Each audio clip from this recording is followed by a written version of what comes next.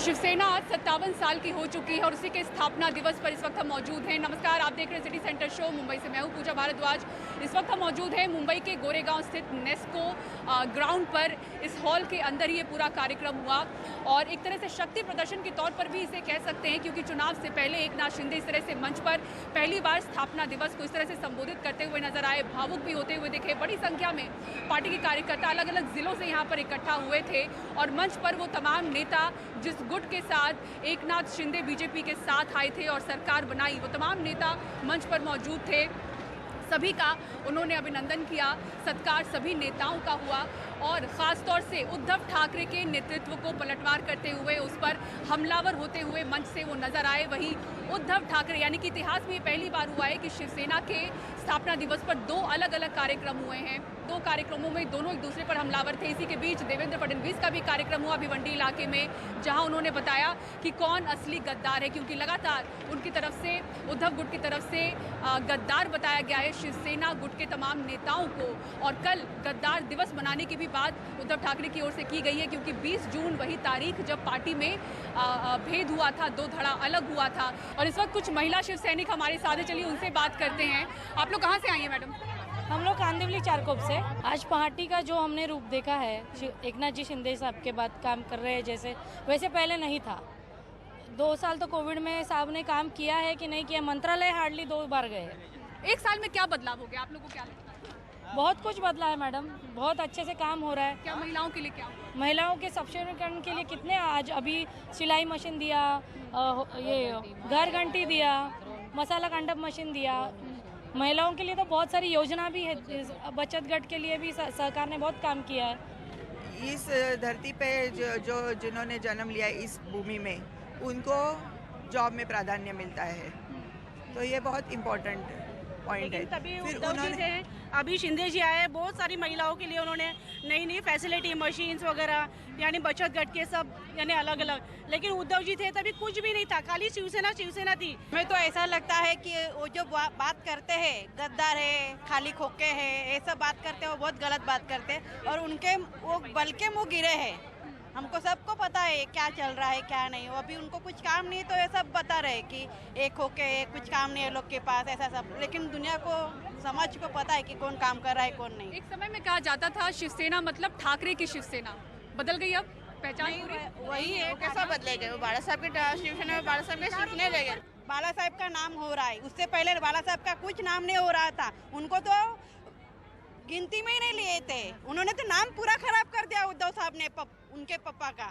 अभी तो शिंदे साहब ने उनको आगे लाया है, दिखाया है समाज में कि बाला साहब ठाकरे कौन थे, उनके विचार क्या थे। उन विचारों के ऊपर अभी हम लोग भी समर्थन देते हैं और उनके साथ ही हम चलेंगे। शिंदे साहब जहाँ है वहाँ हमें। आणि म्हणून रिक्षाची हेटाळणी करत होते, हिनवत होते। रिक्षावाला मगाशी म्हटलो, पण याच रिक्षाने तुमच्या मर्सिडीजला खड्ड्यात घालून टाकलं। हे सर्वसामान्य माणसाची रिक्षा आहे, नादी लागू नका, ही आग आहे। आणि म्हणून आम्ही काम करत राहू, तुम्ही आरोप करत राहा। जनता सुज्ञ है, ये जनता सब जानती है। काँग्रेसचा जमाना होता तेव्हा आपली युती होती, काँग्रेसची राजवट होती, म्हणजे नरसिंहराव पंतप्रधान असतील, राजीव गांधी असतील, तेव्हा आपल्या देशात आरोळ्या काय व्हायच्या? इस्लाम खतरे में है, बरोबर ना? आठवतंय? इस्लाम खतरे में है। आता हे बसले तिकडे 10 वर्ष, आता घोषणा काय होत आहेत? मग हिंदुत्ववादी कोण? काँग्रेस का भाजप? त्यावेळेला कधी हिंदू जन आक्रोश मोर्चा काढायची वेळ आली होती किंवा काढला गेला होता? त्यावेळेला इस्लाम खतरे में होता। आता तुम्ही एवढे सगळे ताकदवर नेते बसल्यानंतर हिंदू आक्रोश करतायत, याचा अर्थ तुम्ही सत्ता चालवायला, सरकार चालवायला, देश चालवायला लायक नहीं आहात। और आइए बढ़ते हैं आगे, बात करते हैं राजस्थान की, जहां कई जिलों में भारी बारिश जारी है। बिपरजॉय तूफान के बाद कुछ इलाके बाढ़ जैसे हालात में नजर आ रहे हैं। जालोर जिले के संचोर की बात करें तो यहां पर बांध टूटने से शहर में खतरा मंडरा रहा है, लोगों को सुरक्षित स्थान पर भेजा गया है। हर्षा कुमारी सिंह की रिपोर्ट देखिए।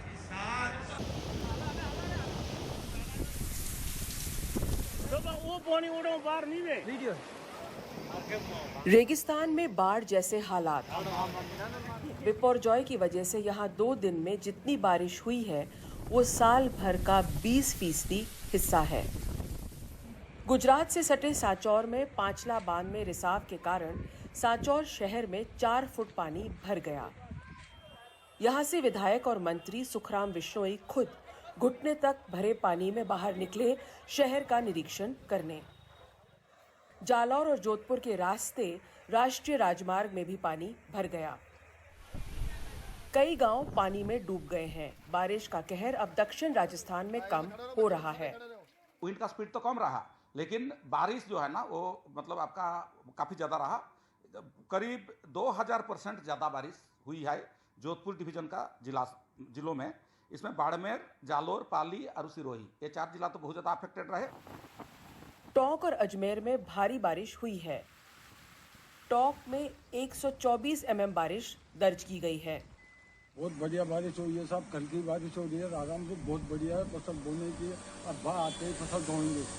बहुत शानदार बारिश हो रही है, कोई दिक्कत नहीं है किसानों के लिए। बहुत शानदार बारिश है। अब फसल होते ही बाढ़ आते क्या नाम से फसल बोएंगे। चक्रवात अजमेर के रास्ते पूर्वी राजस्थान की तरफ बढ़ रहा है। अजमेर में कई जगह जल भराव हो गया। पानी सरकारी अस्पताल तक में घुस आया है। फ्लोर लेवल है वो काफ़ी नीचा है। रोड कई कुछ जगह रोड लेवल से भी नीचा है। तो जो पानी जब भी बारिश का पानी आता है तो अस्पताल के अंदर वो सीपेज होके आता है। इसके 2 तरह के सोर्स हैं जो मेरे को अभी राउंड करने में पता चले। अंडरग्राउंड पानी भी सीपेज होके आता है और जो नाले वाले ब्लॉक रहते हैं उनका भी पानी बैक फ्लो होके अंदर आता है। अगले 24 घंटे में पूर्वी राजस्थान में बारिश की चेतावनी है, लेकिन अब चक्रवात का कहर कम पड़ रहा है। जयपुर से हर्षा कुमारी सिंह, एनडीटीवी इंडिया। रविवार को महज 8 घंटे में 3 हत्याओं से दिल्ली दहल गई। एक मामले में 2 सगी बहनों की हत्या की गई। 10,000 के लेन देन का ये मामला बताया जा रहा है।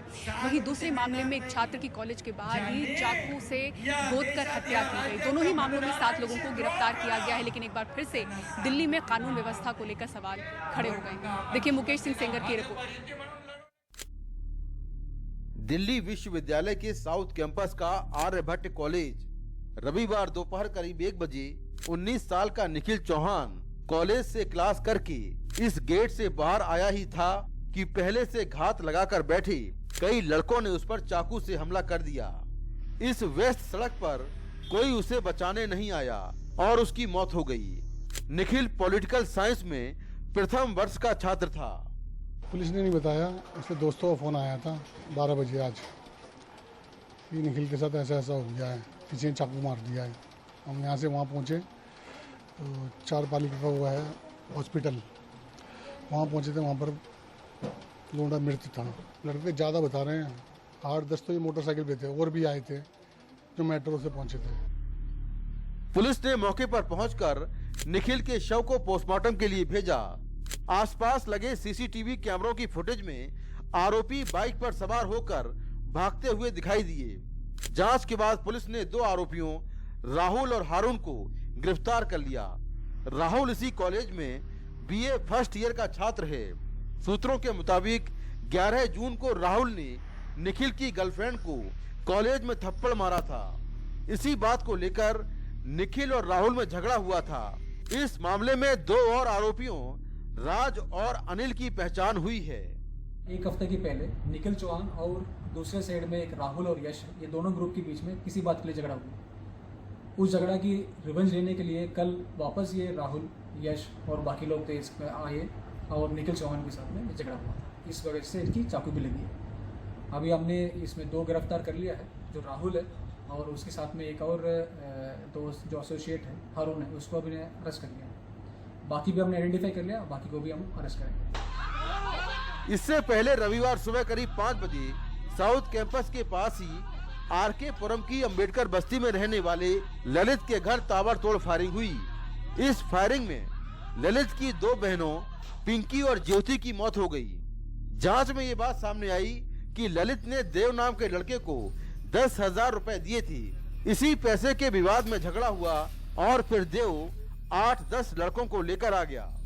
पहले इन लड़कों ने ललित के घर पथराव किया, फिर फायरिंग की। पुलिस ने इस मामले में मुख्य शूटर समेत 5 आरोपियों को गिरफ्तार कर लिया है। पुलिस ने हत्याओं के दोनों ही मामलों में भले ही समय रहते कुछ आरोपियों को गिरफ्तार कर लिया हो, लेकिन ये मामले दिखाते हैं कि दिल्ली में पुलिसिंग का क्या हाल है, कानून व्यवस्था का क्या हाल है। फिलहाल अब पुलिस दोनों ही मामलों में बाकी बचे आरोपियों की तलाश कर रही है। नई दिल्ली से कैमरामैन मोहम्मद मुसलिन के साथ मैं मुकेश सिंह सेंगर, एनडीटीवी इंडिया।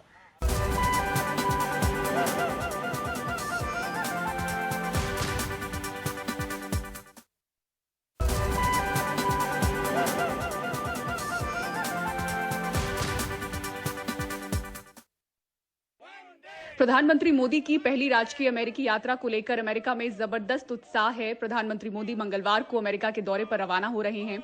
इस दौरान अमेरिका के राष्ट्रपति और फर्स्ट लेडी उनके सम्मान में डिनर का आयोजन करेंगे। साथ ही प्रधानमंत्री मोदी अमेरिकी कांग्रेस को भी संबोधित करेंगे।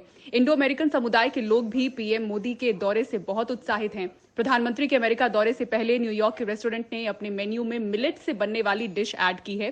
सार रेस्टोरेंट के मुताबिक मिलेट से बनी डिशेस की मांग बहुत ज्यादा है। वॉशिंगटन डीसी में इंडो अमेरिकन समुदाय के लोगों ने भारत का राष्ट्रीय गान गाया।